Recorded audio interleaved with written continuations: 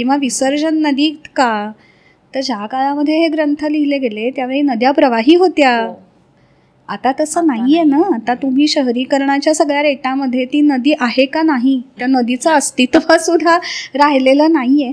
आणि अनेकदा लोकांचं असं दिसतं आपल्याला की त्यांना नदीमध्येच विसर्जन करायची असते ती मूर्ती. तर मी काही लोकांना असं सुचवूनही पाहिलं की अहो आता तिथे नदी नाहीये. म्हणजे बरेचदा कॉर्पोरेशन पाणी सोडतं पुण्यामध्ये जर आपण, तर त्यावेळी खडकवासल्यातनं पाणी सोडलं जातं. पण खरंच पुढे जाऊन त्या मूर्तीचं काय होतं? म्हणजे अनेकदा असं म्हटलं जातं की मी उत्तर पूजा केली की त्यातनं प्राण निघतो. अरे पण तू पूजनीय मूर्ती आहे ना, म्हणजे ती निर्जीव आहे असं म्हटलं तर तिचं काही होऊन चालेल का?